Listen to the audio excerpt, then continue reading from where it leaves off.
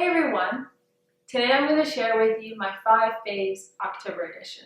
These are the things I've been really loving, reaching for, and they've been really helping me. So I hope that by me sharing them with you, you'd want to use some of these and maybe they'll help you as well. So the first thing I have here is Tulsi Tea with moringa in it. I got introduced to the Organic India brand while traveling in India earlier this year, and I fell in love and I brought like 5 packets home. And they're amazing. But I picked up the Tulsi tea with moringa in it because I've been using moringa in my smoothies, and it's the most nutrient-dense plant on the planet. And it has so many amazing nutrients, vitamins, minerals. It's amazing.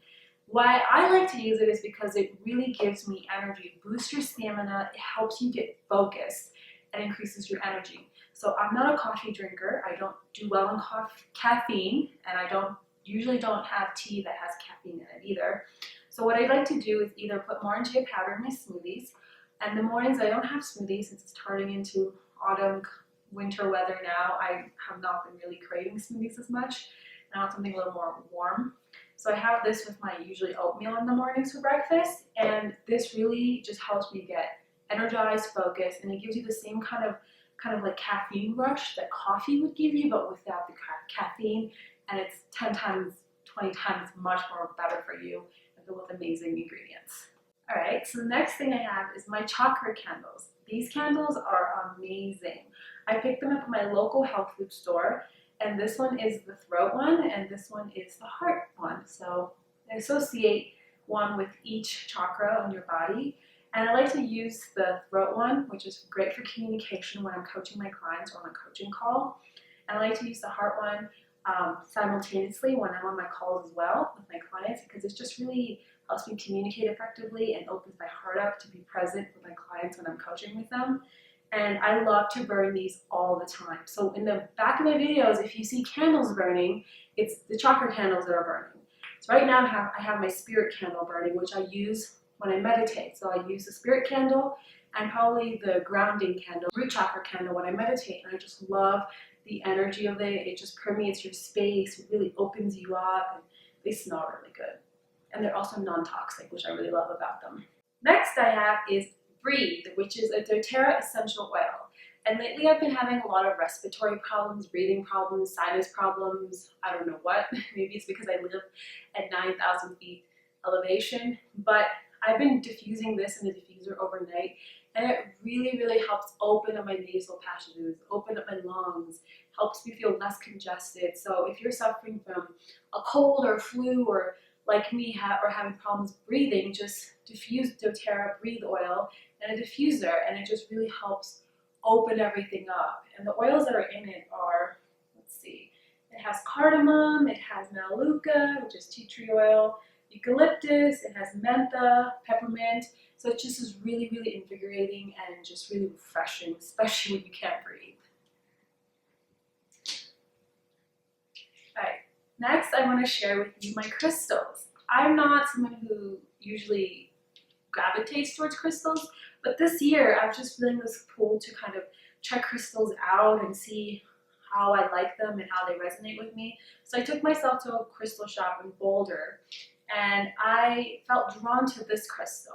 And the way you choose crystals, at least the way I choose crystals, is I don't do research beforehand to figure out what crystal I want or what crystal I need. I just go into the crystal shop and I just walk around, and whatever calls me, whatever I feel like pulled to, I will go ahead and I will pick it up and feel the energy of it in my hands. And if I like the way it feels and I feel resonated with it, then I'll buy it. So I felt drawn to buy the citrine crystal, and this is great for success, for prosperity.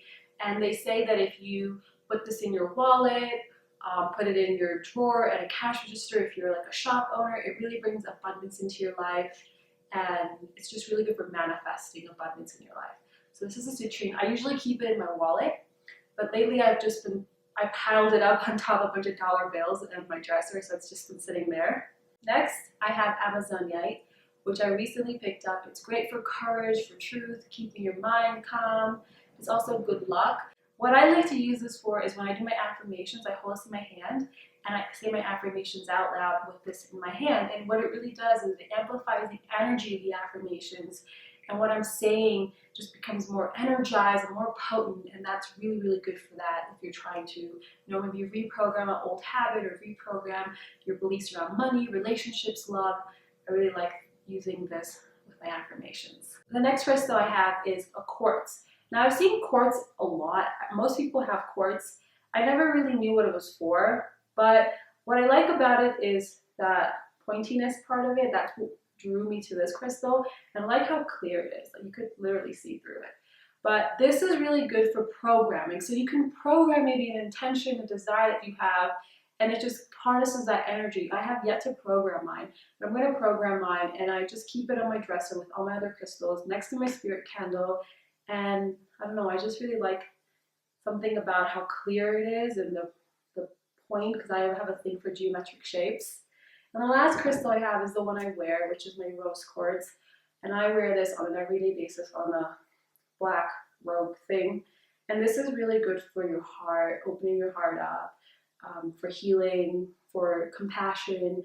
And I like this because it helps me feel really loving and compassionate towards myself. So it always touches my heart. And it just reminds me that I have to be compassionate and loving towards myself first before I can expect that from anyone else. And I also use it as a reminder to be grateful. So every single time I notice my hand goes on my chest, that's my cue to say something that I'm grateful for, and it just keeps me in a state of gratitude as well. The last thing I have is this beautiful book called Big Magic by Elizabeth Gilbert, and I absolutely love this book. I also love Elizabeth Gilbert. But I watched the interview with Marie Forleo and Elizabeth Gilbert, and after I watched that 45-minute interview, I was so inspired and so moved and so in love with this woman that I went and I bought this book. And I'm still reading it, not done yet, but it's incredible. And the one thing that I have learned from reading this book and watching that interview with Marie Forleo is that I didn't sign up to be good at anything. I didn't sign up to be a good writer, good painter, artist. I just signed up to do what I love. And that really spoke to me, it really moved me, and I wrote a whole entire blog post about it. And it was just so inspiring to know that we are creative beings, and the only responsibility we have is to create. And when we create, we get to express our soul. It doesn't matter if it's good or bad. As long as we're creating, we're expressing our soul, and we're doing something that brings us deep joy. And in doing that, we're being of service to ourselves, but we're also being of service to the world. And I think creativity takes a lot of vulnerability. You have to get very uncomfortable with your creative expression, realize that your creative expression is the thing that gives you meaning, gives you purpose, gives you a sense of fulfillment in your life. And that's kind of what this book talks about, creative living beyond fear. And I highly recommend this. I'm going to finish this up this week, and yeah. So those are my 5 faves. I hope you enjoyed them and that you want to try one of these things out yourself. Tell me in the comments below what's one favorite thing of yours that you want to share with me, because I'd love to know. I'm always looking out to try new things and new ways I can better know myself and better myself as a person. Thanks for taking time to watch. I hope you have a beautiful, blessed day. Stay open. I see only the past. And this lesson particularly was very, very crucial for me to understanding that the concept of time really doesn't exist.